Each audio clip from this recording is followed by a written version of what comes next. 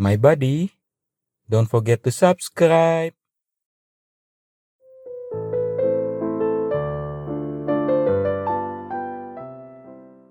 Good morning, my buddy.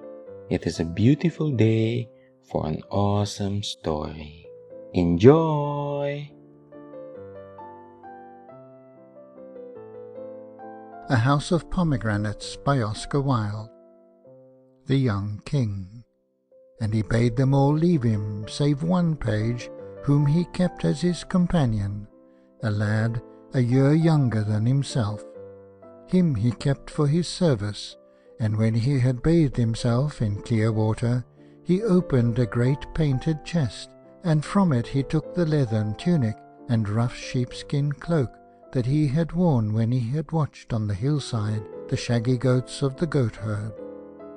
These he put on, and in his hand he took his rude shepherd's staff.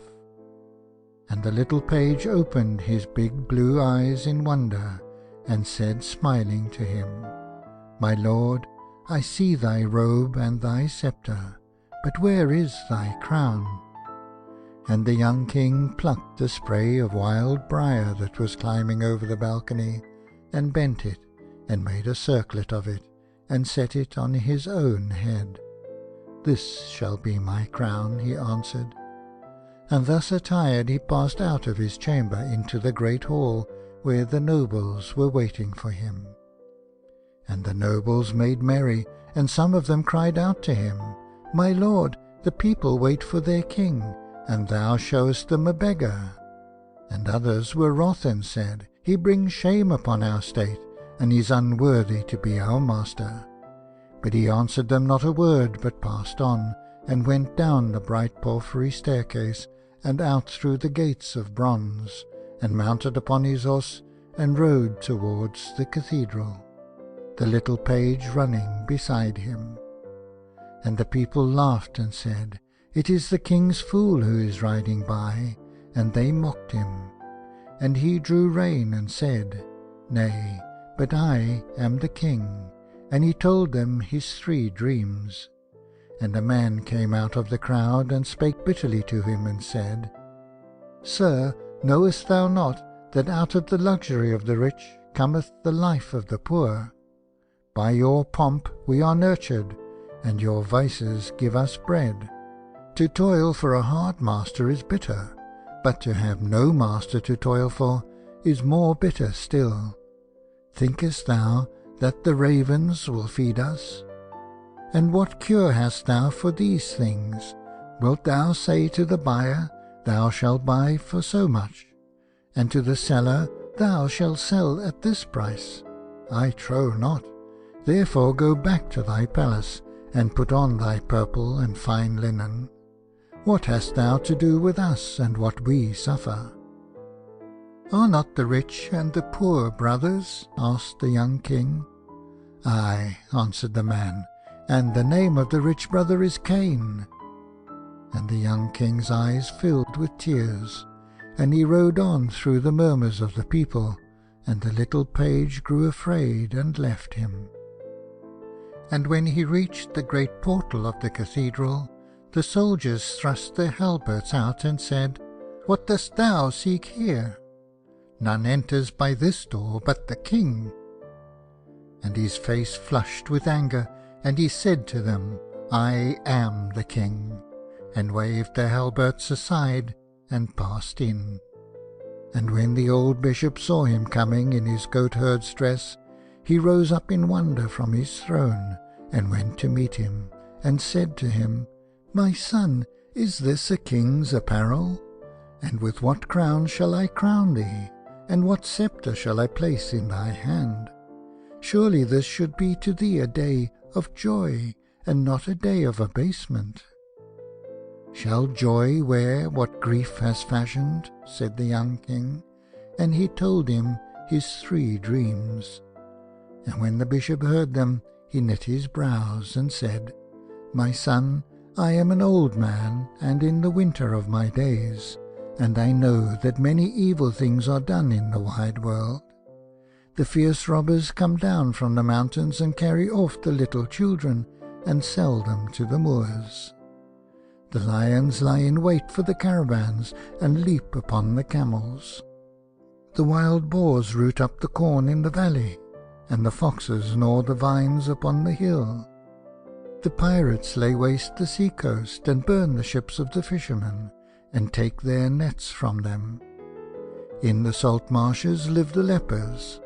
They have houses of wattled reeds, and none may come nigh them.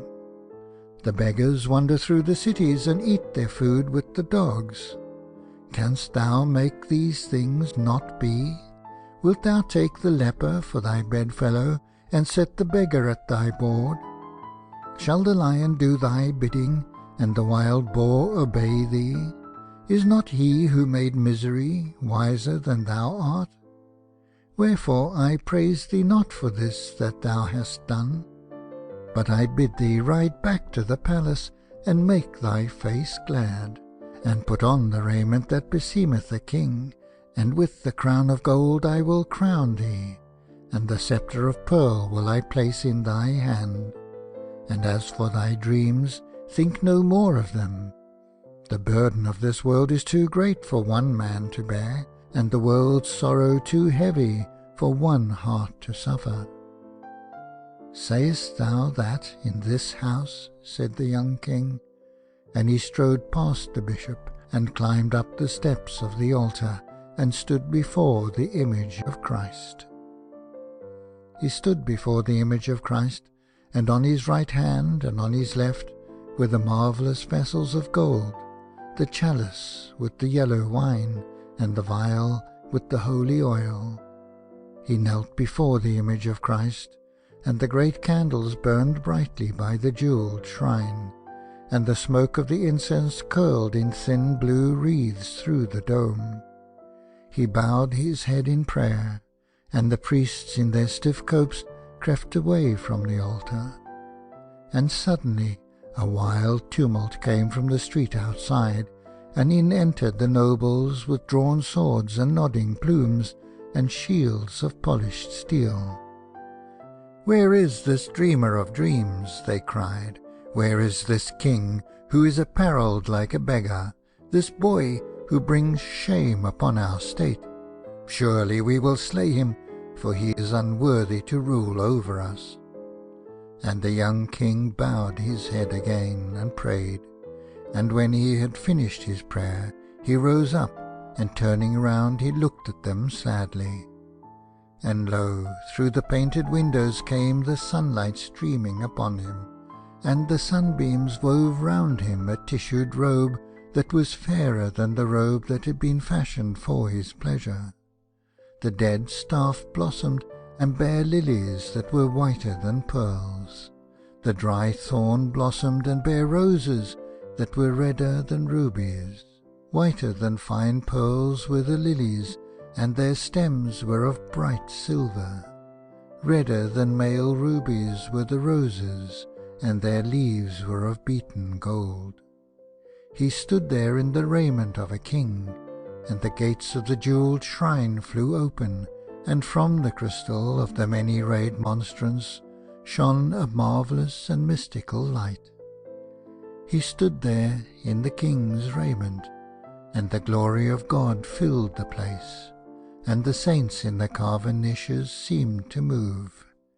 In the fair raiment of a king he stood before them, and the organ pealed out its music, and the trumpeters blew upon their trumpets, and the singing boys sang. And the people fell upon their knees in awe, and the nobles sheathed their swords and did homage, and the bishop's face grew pale, and his hands trembled. "A greater than I hath crowned thee," cried he, and he knelt before him. And the young king came down from the high altar, and passed home through the midst of the people. But no man dared look upon his face, for it was like the face of an angel.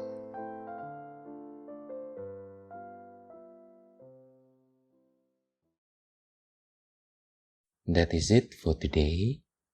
Thank you for being my buddy. Have a great day.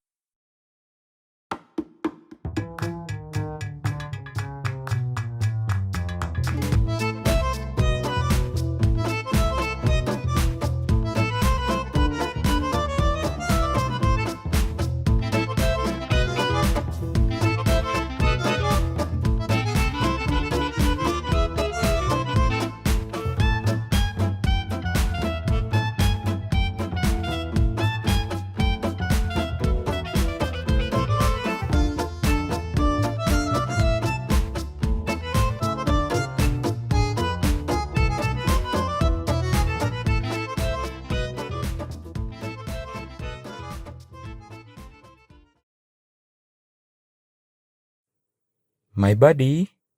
Don't forget to subscribe.